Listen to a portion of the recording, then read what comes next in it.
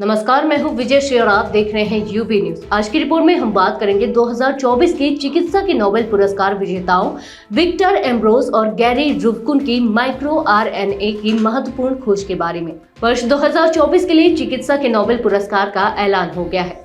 इस साल चिकित्सा में नोबेल पुरस्कार विक्टर एम्ब्रोस और गैरी रुफकुन को दिया गया है। इसका स्कॉट होम में कारोलिंस्का इंस्टीट्यूट में नोबेल असेंबली ने किया है। इस साल चिकित्सा का नोबेल पुरस्कार माइक्रो आरएनए की खोज और ट्रांसक्रिप्शन के बाद जीन एक्सप्रेशन को रेगुलेट करने में उनकी भूमिका के लिए दिया गया।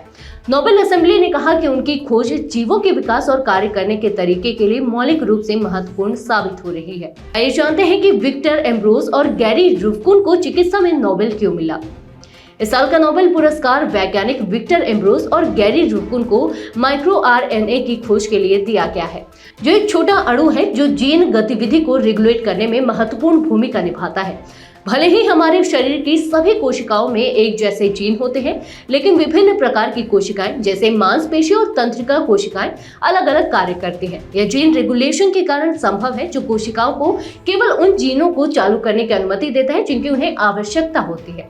एम्ब्रोस और रुफकुन की माइक्रो आरएनए की खोज ने इसके रेगुलेट होने का एक नया तरीका बताया है। नोबेल असेंबली ने कहा कि उनकी खोज यह समझने में महत्वपूर्ण रही है कि मनुष्य सहित जीव कैसे विकसित होते हैं और कार्य करते हैं।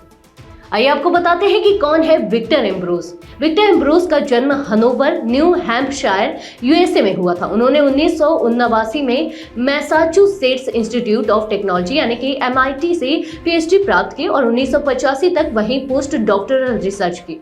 साल 1985 में वे हार्वर्ड यूनिवर्सिटी में प्रिंसिपल इन्वेस्टिगेटर बने और 1992 से 2007 तक डार्टमाउथ मेडिकल स्कूल में प्रोफेसर के रूप में कार्य किया। फिलहाल वे university of Massachusetts medical school में Silverman professor of natural science है।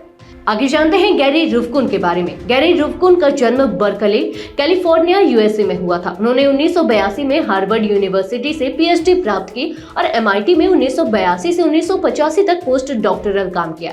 साल 1985 में वे मैसाचुसेट्स जनरल हॉस्पिटल और हार्वर्ड मेडिकल स्कूल में प्रिंसिपल इन्वेस्टिगेटर बने, जहां वे अब जेनेटिक्स के प्रोफेसर हैं। इससे पहले साल 2023 में कैटालिन कारिको और ड्रू वीजमैन को चिकित्सा का नोबेल दिया गया था। इन्हें न्यूक्लियोसाइड बेस संशोधनों से संबंधित उनकी खोजों के लिए सम्मान दिया गया था। इस खोज की वजह से कोरोना वायरस के खिलाफ प्रभावी mRNA टीकों के विकास में मदद मिली थी। वहीं 2022 में किसे मिला था पुरस्कार, आगे विस्तार से जानते हैं। 2022 में स्वीडन के स्वांते पैबो को फिजियोलॉजी या मेडिसिन के क्षेत्र के नोबेल पुरस्कार से सम्मानित किया गया था। उन्हें विलुप्त होमिनिन और मानव विकास की आनुवंशिकी यानी कि जीनोम से जुड़ी खोजों के लिए यह पुरस्कार दिया गया था।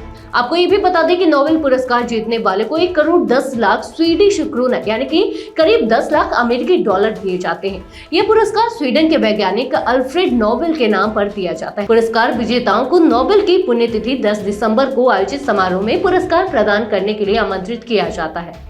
तो ये थी हमारी आज की खास रिपोर्ट। आपको ये कैसी लगी, अपने विचार हमसे साझा करें।